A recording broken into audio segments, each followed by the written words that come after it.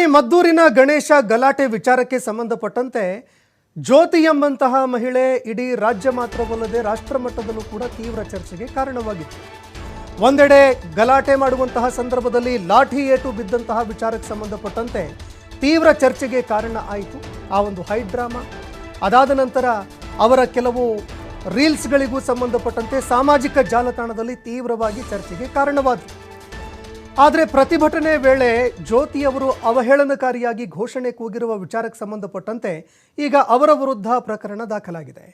ಪ್ರಚೋದನಕಾರಿಯಾಗಿ ಘೋಷಣೆ ಕೂಗಿದ್ದಕ್ಕೆ ಜ್ಯೋತಿ ವಿರುದ್ಧ ಎಫ್ಐಆರ್ ದಾಖಲಾಗಿದೆ. ಮದ್ದೂರು ಪೊಲೀಸರಿಂದ ಮಹಿಳೆ ಜ್ಯೋತಿ ವಿರುದ್ಧ ಈಗ ಪ್ರಕರಣ ದಾಖಲಾಗಿದೆ. BNSS ಸೆಕ್ಷನ್ 196(1)A ಹಾಗೂ 299 ಅಡಿಯಲ್ಲಿ ಜ್ಯೋತಿ ವಿರುದ್ಧ ಪ್ರಕರಣ ದಾಖಲಾಗಿದೆ.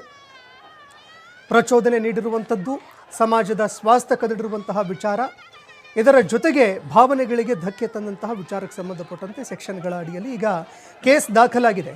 ಇನ್ನು ಈ ಪ್ರಕರಣ ಯಾವಾಗ ಜ್ಯೋತಿ ಮೇಲೆ ಪೊಲೀಸರು ಲಾಠಿ ಬೀಸಿದ್ರು, ಇದೇ ಸಂದರ್ಭದಲ್ಲಿ ಅವರು ಮಾಡಿದಂತಹ ಒಂದು ಹೈ ಡ್ರಾಮಾ, ಅದರ ಜೊತೆಗೆ ಆ ಒಂದು ಹೊಡೆದಂತಹ ಪರಿ ಏನಿತ್ತು, ಒಬ್ಬ ಜೈಂಟ್ಸ್ ಪೊಲೀಸ್ ಹೊಡೆದಿರುವಂತಹ ವಿಚಾರಕ್ಕೆ ಸಂಬಂಧಪಟ್ಟಂತೆ ರಾಜ್ಯ ಮಾತ್ರವಲ್ಲದೆ ರಾಷ್ಟ್ರ ಮಟ್ಟದಲ್ಲೂ ಕೂಡ ಈ ಒಂದು ವಿಚಾರ ತೀವ್ರ ಚರ್ಚೆಗೆ ಕಾರಣ ಆಯಿತು. ಹಿಂದೂ ಕಾರ್ಯಕರ್ತರು ಕೂಡ ಇದಕ್ಕೆ ಸಂಬಂಧಪಟ್ಟಂತೆ ತೀವ್ರ ಆಕ್ರೋಶ ಹೊರ ಹಾಕಿದ್ರು. ಮಹಿಳೆ ಮೇಲೆ ಈ ರೀತಿ ಲಾಠಿ ಬೀಸೋದಕ್ಕೆ ಹೇಗೆ ಸಾಧ್ಯ ಅಂತ. ಇದಾದ ನಂತರ ಕೆಲವು ರೀಲ್ಸ್ಗಳು ಕೂಡ ತೀವ್ರ ಚರ್ಚೆಗೆ ಕಾರಣ ಆಯಿತು ಜ್ಯೋತಿಯವರದ್ದು. ಇದಾದ ನಂತರ ಜ್ಯೋತಿಯವರು ಮಾಧ್ಯಮಗಳಿಗೆ ಪ್ರತಿಕ್ರಿಯೆ ಕೊಡುವಂತಹ ಸಂದರ್ಭದಲ್ಲಿ ತೀವ್ರ ಬಡತನದ ಬಗ್ಗೆ ಅವರು ಉಲ್ಲೇಖ ಮಾಡಿದ್ರು.